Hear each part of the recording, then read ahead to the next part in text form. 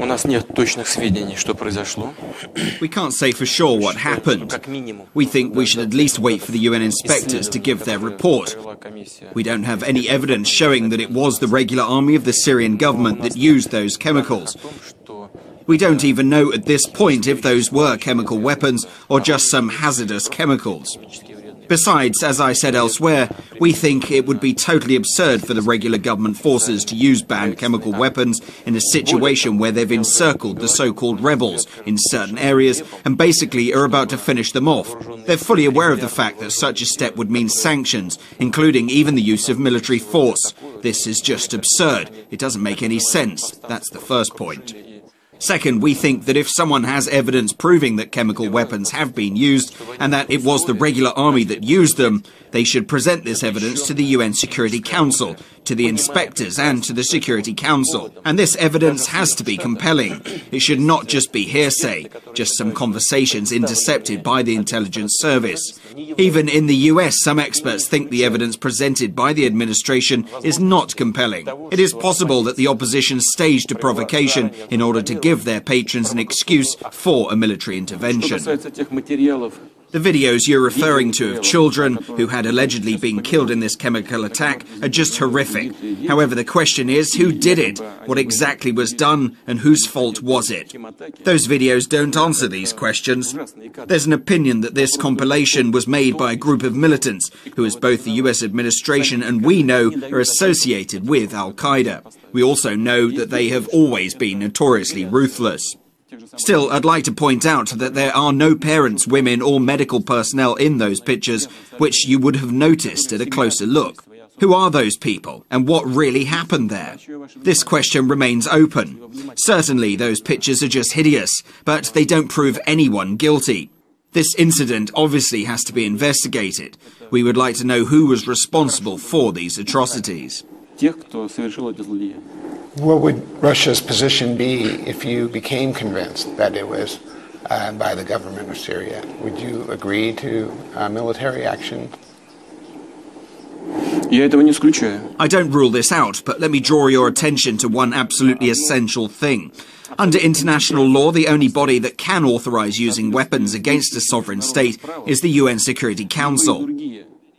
Any other reasons and methods to justify the use of force against an independent and sovereign state are unacceptable, and they can be seen as nothing but aggression.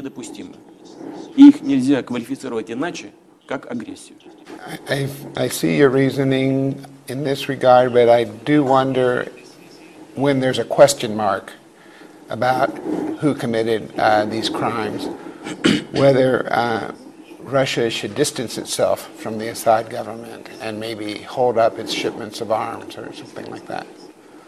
We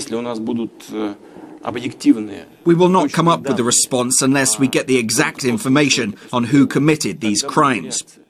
Speculating and rushing to promise we will do a certain thing would be totally wrong. We don't do that in politics. But let me assure you that we will take a compelling stand, as we firmly believe that the use of weapons of mass destruction is a crime. But there's also another question. If there is evidence that it's the militants that have been using WMD, what will the US do to them? What will these sponsors do?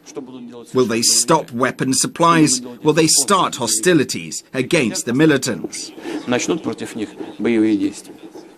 Well, I think John Kerry said that anyone who stands by when these crimes are done will have to answer to history. And I am sure you and Russia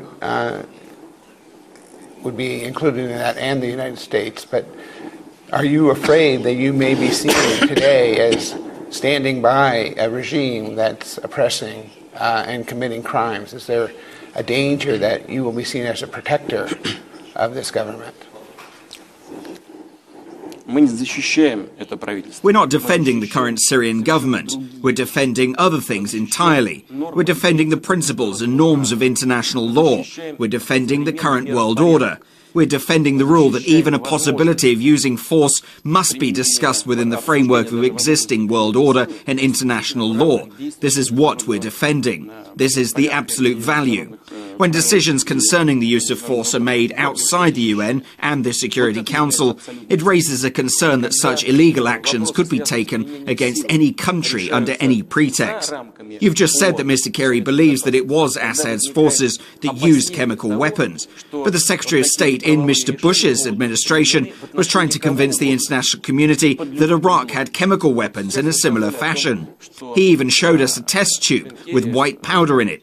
The argument turned out to be invalid, but a military operation was conducted based on it. A military operation many in the US now call a mistake. Have we forgotten that? Are we proceeding from the assumption that new mistakes are so easy to avoid? I assure you, it is not so. Everyone remembers what happens, and they take it into account when making their decisions. So I understand that you will not accept the evidence that has been offered so far as convincing. What would it take to convince you?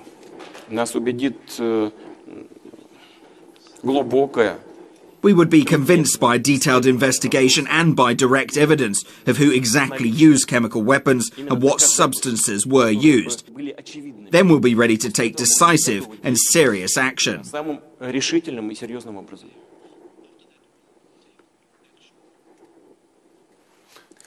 Mr. Putin, is Russia still fulfilling weapon contracts signed with Syria?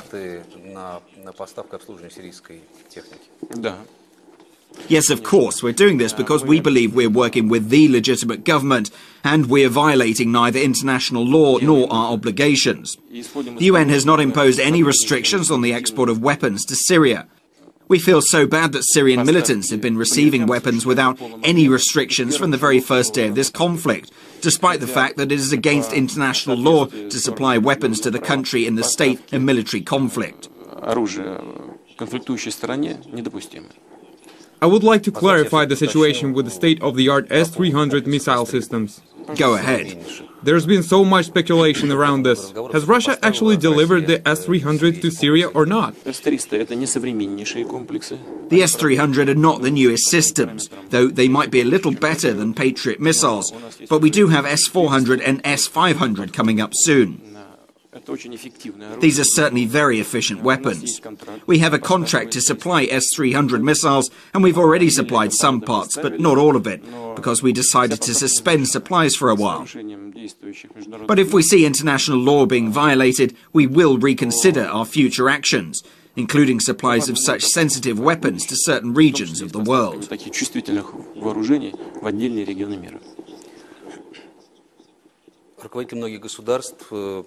Many national leaders made it very clear that their countries would in absolutely no way become engaged in this crisis. Would you also make a similar statement?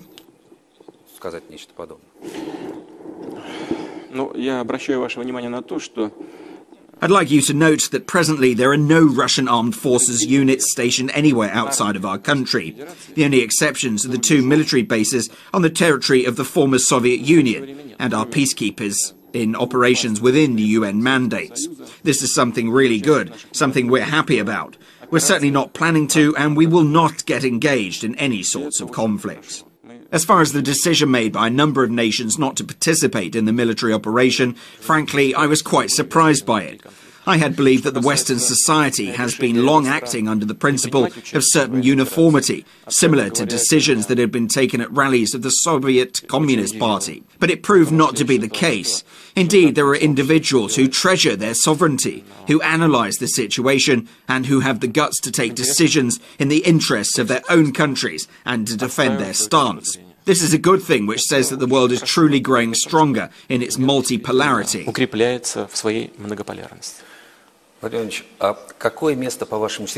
Mr. Putin, what place do you think the Syrian conflict will have on the G20 summit agenda? The summit is in St. Petersburg and is just around the corner.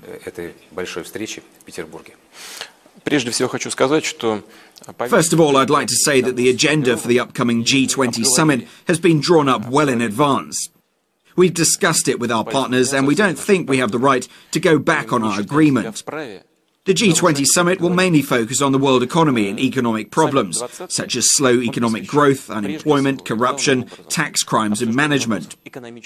But considering the grave situation in Syria and that we can't agree on what is to be done to resolve this extremely important issue, we could probably take advantage of the fact that the leaders of the 20 leading economies in the world will be meeting in St. Petersburg and spend some time discussing this topic. We will not impose it, though.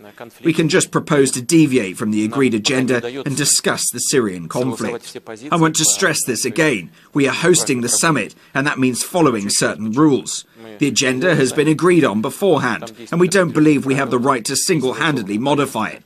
However, I will certainly propose to my colleagues to discuss the situation in Syria. I hope my counterparts will agree.